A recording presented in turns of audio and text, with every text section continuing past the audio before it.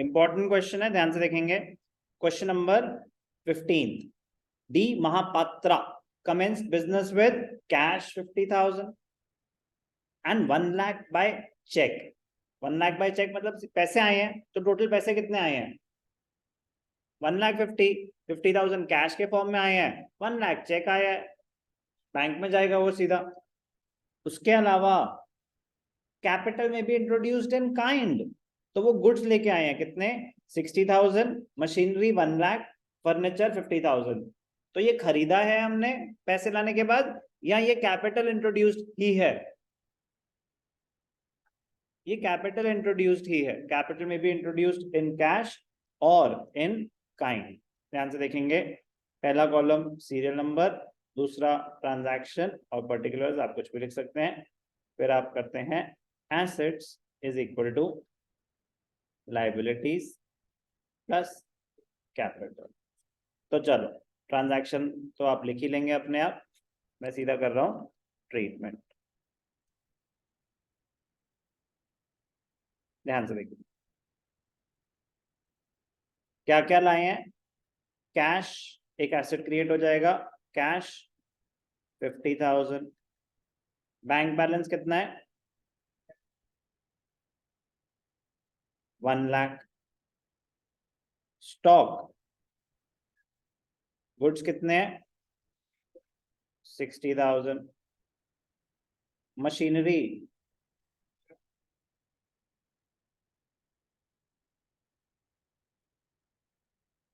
Furniture 50,000। 150, 210, 310, 360। 150, 250, 360। कितनी capital introduce करी? 3,60,000। कोई भी डाउट? कोई भी डाउट? ठीक है, अब ध्यान से देखेंगे सेकेंड ट्रांजैक्शन। इंपॉर्टेंट है, आराम आराम से। Was it a difficult transaction?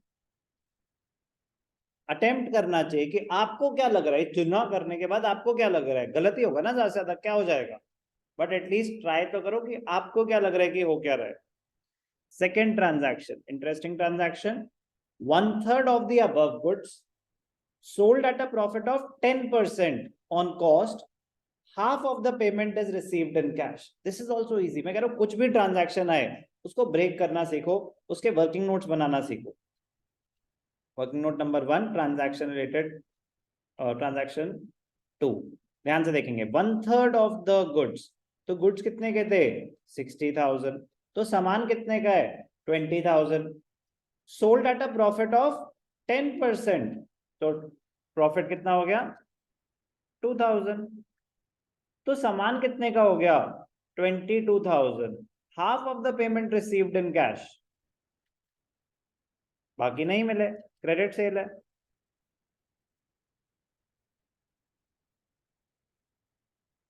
तो कितने पैसे आए? 11,000। कितना क्रेडिट सेल है? 11,000। कोई भी डाउट? कोई भी डाउट? ठीक है, अब ध्यान से देखेंगे, कैश कितना आया? 11,000।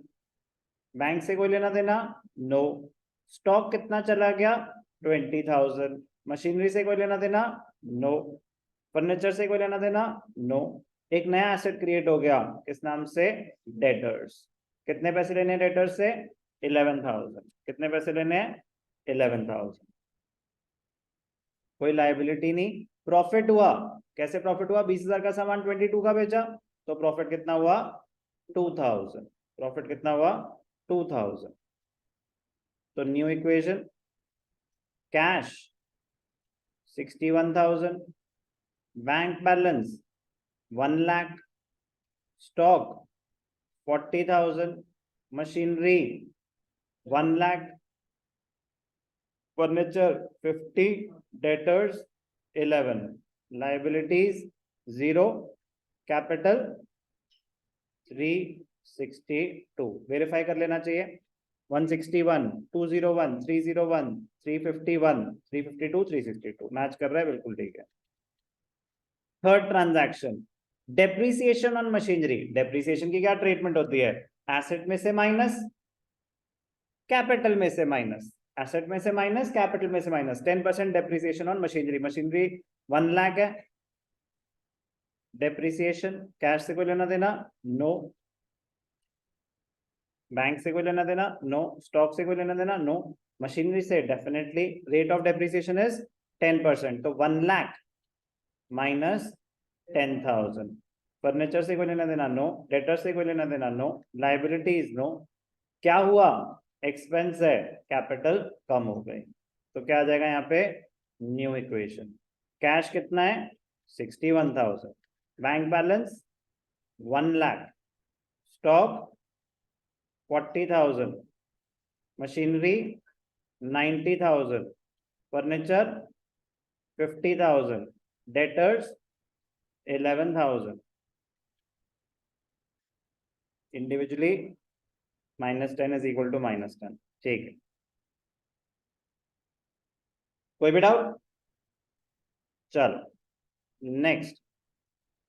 First done, second done, third done, fourth cash withdrawn for personal use. Drawings, cash में से माइनस, कैपिटल में से माइनस। अब मैं टोटल ना करूं चलेगा? सिर्फ ट्रांजैक्शन को I am just wasting time. Totalling तो कर ही लोगे यार, इतना तो आप सीख गए होगे कि 50,000 प्लस 40,000 कितना होता है। तो let's just focus on the transaction. Cash withdrawn for personal use, drawings,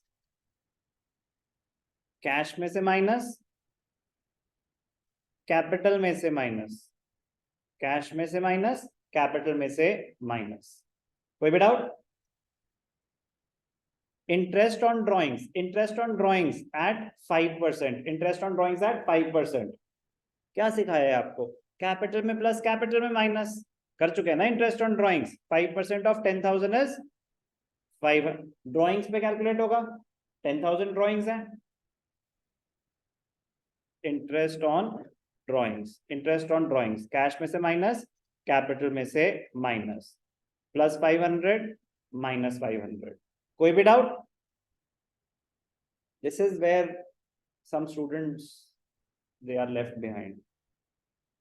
बहुत सारे बच्चों ने होमवर्क में अटके होंगे, बट अभी कॉन्फिडेंस बढ़ रहा है कि तो बहुत छोटे छोटे थे, क्या ये मुश्किल थे? नो, बट आपके लिए नया है ना, तो आप इनिशियली अटकोगे, बट जैसे ही करोगे तो लगेगा ये भी इजी था, बाकी तो इजी था ही था, ये भी कोई मुश्किल नहीं था, न्यू था। जो फर्स्ट टाइम अटक गए, बट उनके लिए ना जिन्होंने ट्राई तो करा, जिन्होंने करा ही नहीं वो तो मतलब आपने एक इंपॉर्टेंट चैप्टर को जीरो कर दिया। कोई नहीं, उसका सॉल्यूशन क्या होता है, फिर से आपको ही करना पड़ेगा। आपने अपना काम बढ़ा दिया, आपने अपना काम कि अभी आप ऑन द स्पॉट बैठ के अपने डाउट्स क्लियर कर रहे होते, कॉन्सेप्ट को परफेक्ट कर रहे होते। You lost the opportunity. Some of you sold goods for cash 10,000 at par. At par का मतलब होता है no profit no loss, no profit no loss, जितने का है उतने का, no profit no loss, no profit no loss at par 10,000। तो 10,000 का सामान बेचा तो आपके पास कितने पैसे आए? 10,000। स्टॉक कितने से कम हुआ? 10,000। तो कैश में प्लस 10,000, स्टॉक में माइनस 10,000। कोई भी डाउट? कोई भी डाउट? क्लियर? पक्का? Nice question. करेंगे अपने आप, कॉपी करेंगे अपने आप, खैर सॉल्व तो कर ही दिया मैंने।